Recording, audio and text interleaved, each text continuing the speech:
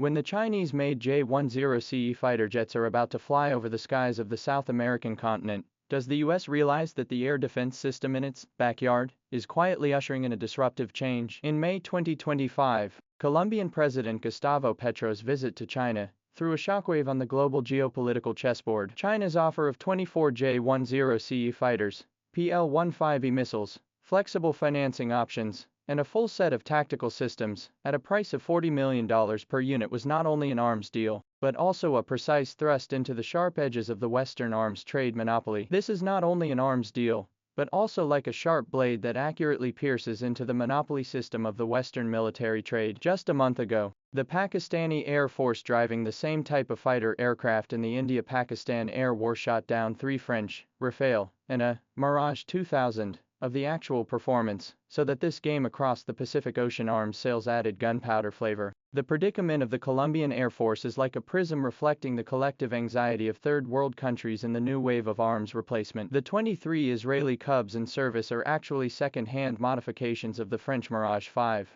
which was introduced in 1987 with a legacy of Cold War technology, a radar range of less than 100 kilometers, an AIM-9L missile with a range of 30 kilometers, and the ability to mount an AIM-9L missile with a range of 30 kilometers. AIM-9L missiles with a range of 30 kilometers, but high maintenance costs. Israel provides a single life extension service offer of up to $8 million. This technological gap is becoming more and more glaring in the modernization process of neighboring countries' air forces. Venezuela's Su-30 MKK fleet can carry 77 missiles with a range of 400 kilometers. Brazil's introduction of the Swedish Gripen E.F. has already formed an all-weather combat system, and even Argentina, which has long suffered from economic problems, is actively contacting the Sino-Brazilian joint development of the Dragon Kingfisher. Even Argentina, which has been in economic trouble for a long time, is actively contacting the Sino-Brazilian joint development of the Dragon Block 3 fighter aircraft. The introduction of the J-10CE seems to be a tailor-made solution to this critical situation. The KLJ-10 active phased array radar carried by this 4.5 generation fighter has a detection range of more than 240 kilometers and can simultaneously track 15 targets and guide PL-15E missiles to carry out over-the-horizon strikes and airborne spear with a range of 145 kilometers. Compared to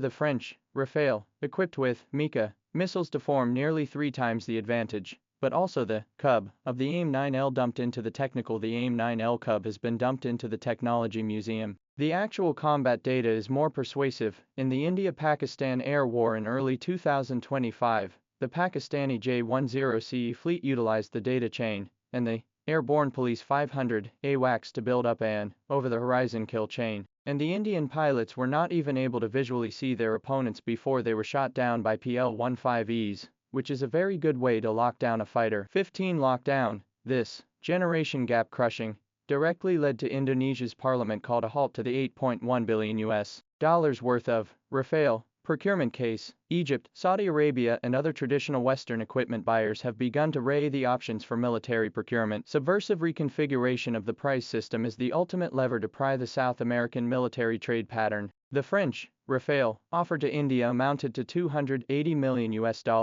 Frame. The US F-16V also won $70 million, while the J-10CE $40 million.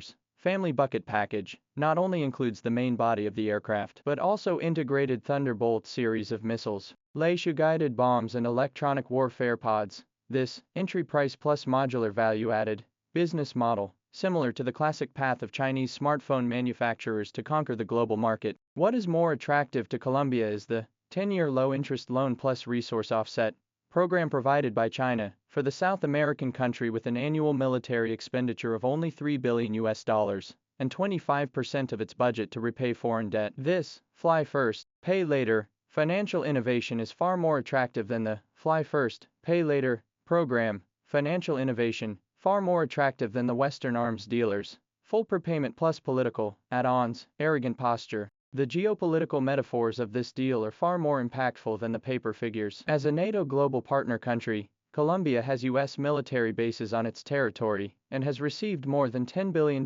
in military aid over the past 4 decades, and its Air Force equipment system has long been bound by U.S. technical standards. Now the choice of the Petro government just like in the Monroe Doctrine, cracks in the iron wall. The U.S. State Department spokesman Patel threatened to will prevent international financial institutions to the Colombian side of the loan, but China's military cooperation with Venezuela, the layout of the Dragon production line in Argentina, has quietly built a South American countermeasures chain, which allows Bogotá in the diplomatic game, for the first time to hold bargaining chips. More subtle is the Chinese side of the whole chain solution, from supporting the Air Marshal 500 early warning aircraft to form a system combat capability, to the commitment to build joint maintenance center to train the local technical team. This turnkey project plus technology transfer